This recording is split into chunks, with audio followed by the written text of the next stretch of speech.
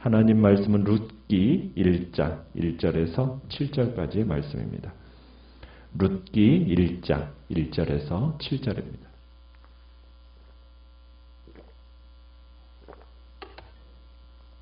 룻기 1장 1절입니다. 사사들이 치리하던 때에 그 땅에 흉년이 드니라. 유다 베들레헴의 한 사람이 그의 아내와 두 아들을 데리고 모압 지방에 가서 거류하였는데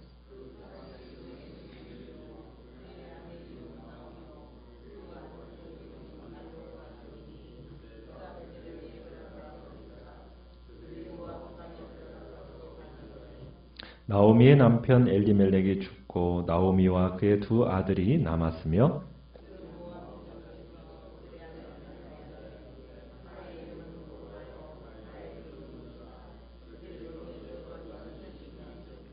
말론과 기럨 두 사람이 다 죽고 그 여인은 두 아들과 남편의 뒤에 남았더라.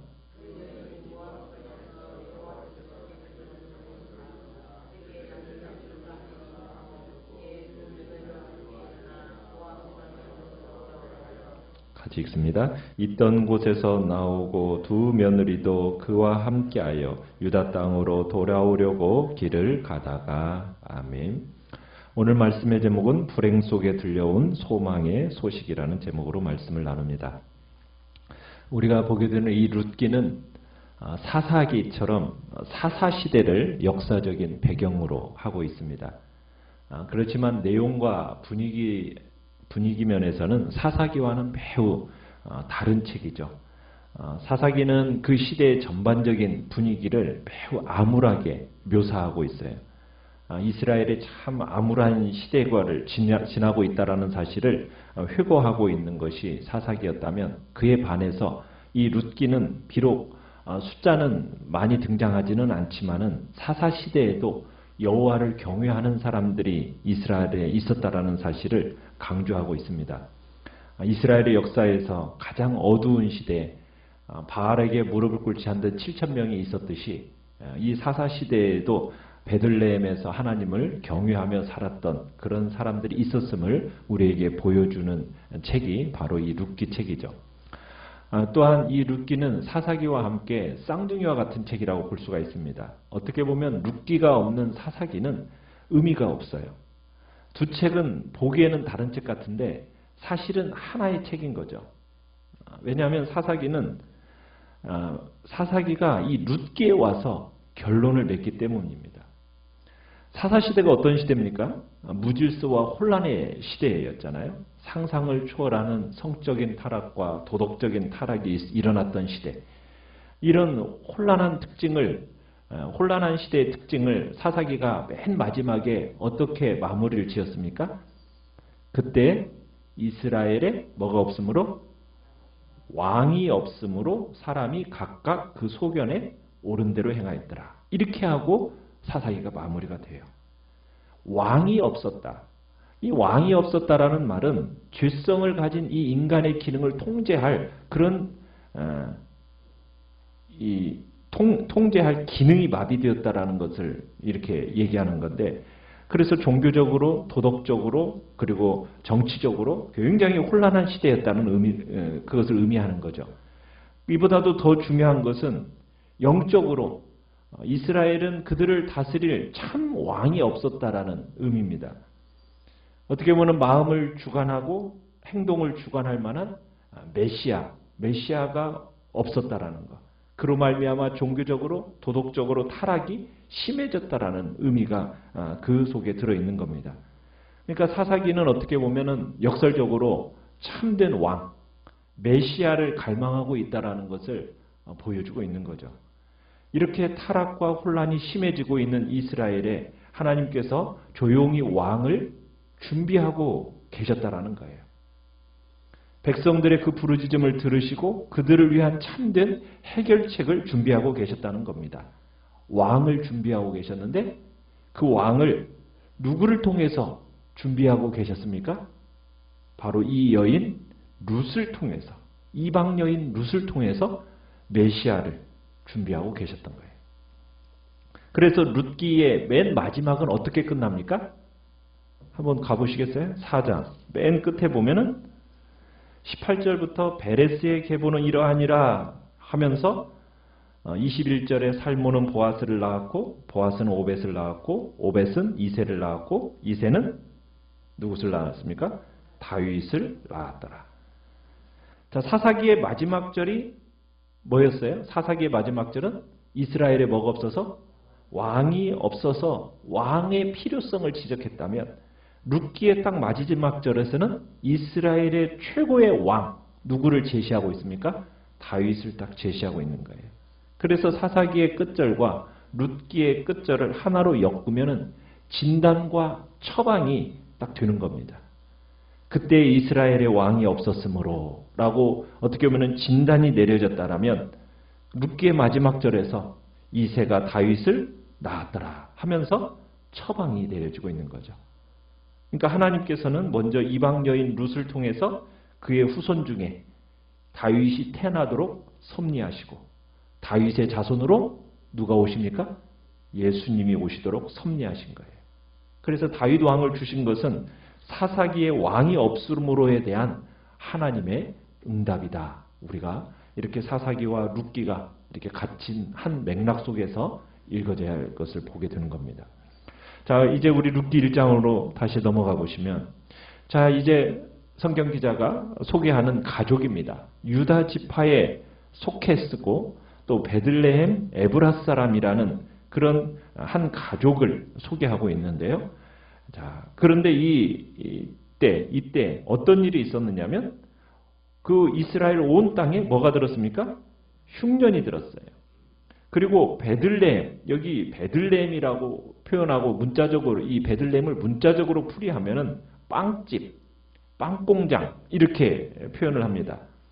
그러니까 이스라엘에 임한 흉년이 얼마나 혹독했는지 빵집에 뭐가 없었다는 얘기예요.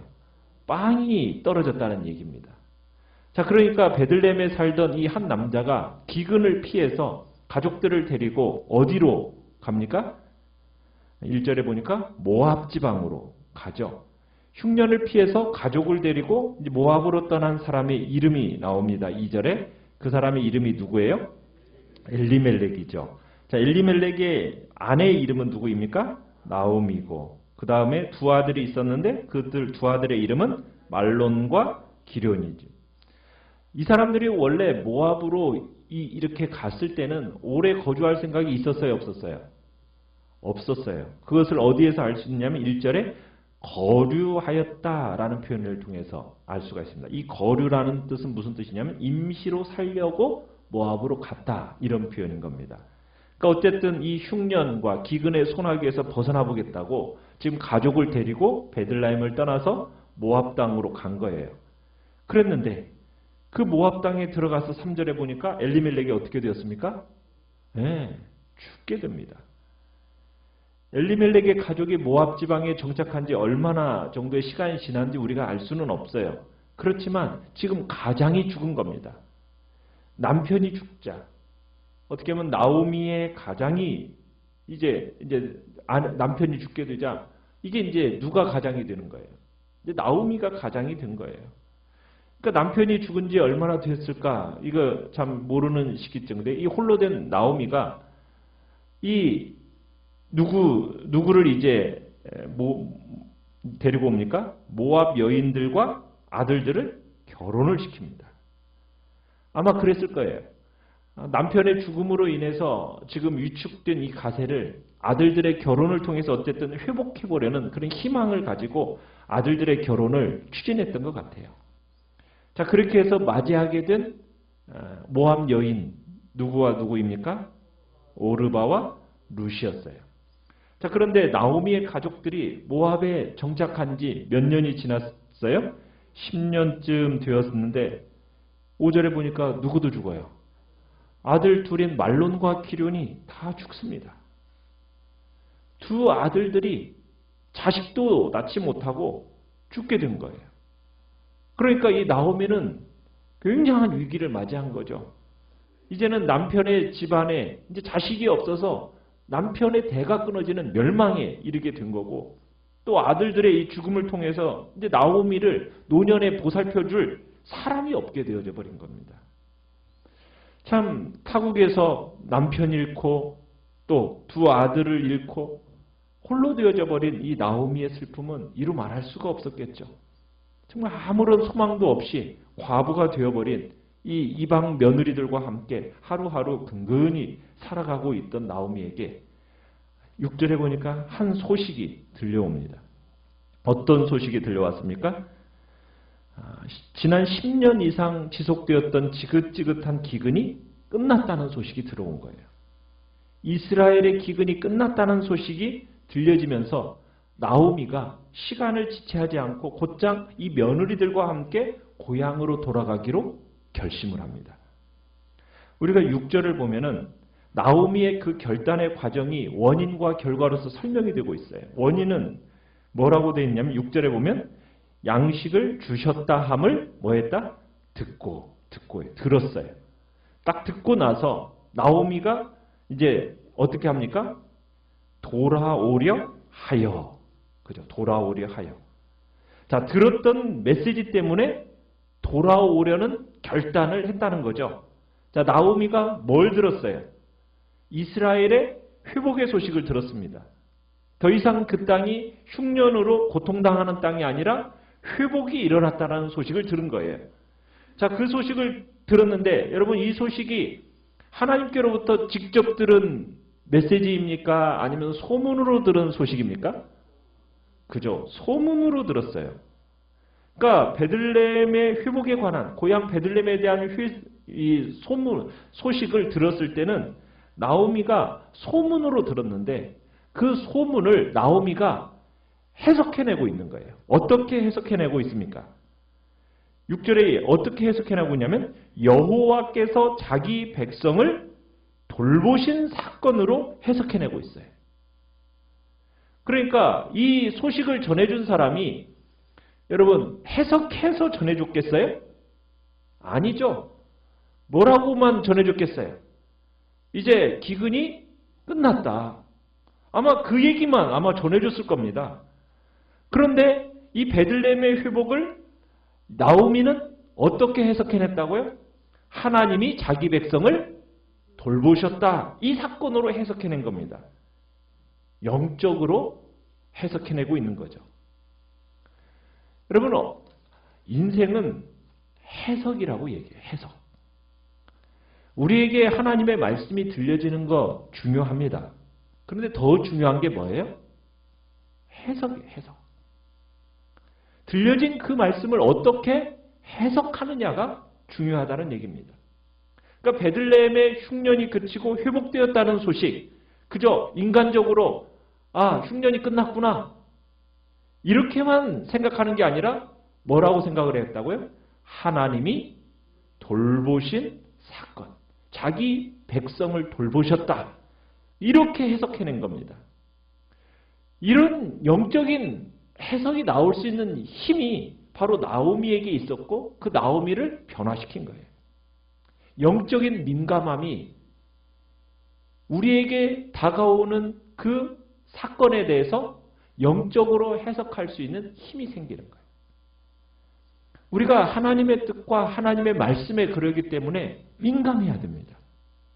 영적인 민감함을 우리가 회복해내야 내게 다가오는 사건과 환경들을 그저 하나의 그냥 1차원적으로만 생각하는 게 아니라 영적인 차원에서 해석해내면서 그 속에서 하나님의 그 메시지를 우리가 볼 수 있게 된다는 거예요. 그러기 위해서는 뭐가 필요한 겁니까? 영적인 민감함이 우리 안에 필요한 거예요. 하나님이 자기 백성을 돌보시는 사건이다라는 해석함이. 그렇게 해석할 수 있는 힘이 우리 안에 있어야 되는 거죠.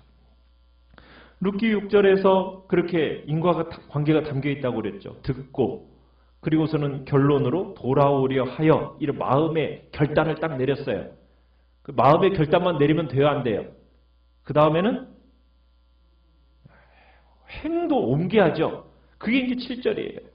그 다음 절에 바로 어떻게 했어요? 있던 곳에서 나와서, 그죠? 두 며느리와 함께 유다 땅으로 돌아오려고 길을 갔다. 그러니까 듣고 돌아오려 하여 마음의 결단을 하고 7절에는 그것을 실천에 옮긴 거죠. 그러니까 이스라엘의 회복의 소식을 듣고 하나님께서 자기 백성을 돌보셨다라는 그 해석으로 야, 그러면 내가 더 이상은 여기에 머물러서는 안 되겠구나. 딱 마음의 동기가 일자마자 어떻게 했어요? 바로 실천으로 옮긴 거죠. 오늘날 우리의 마음속에 연약한 부분이 그거죠. 깨달음은 많아요. 깨달음은 많은데 어떻게 합니까? 그것을 실천에 발빠르게 옮기는 것은 너무나도 연약하다는 거예요. 깨달음만 가지고는 돼요, 안 돼요? 안 돼요. 깨달음이 있었으면 내게 뭐 잘못된 것들이 있다. 내가 어긋나게 가는 것들이 있다. 내가 잘못 생각한 것들이 있다. 그런 영적인 민감함이 자신에게 일어나면 그 자각에 대해서는 어떻게 해야 됩니까?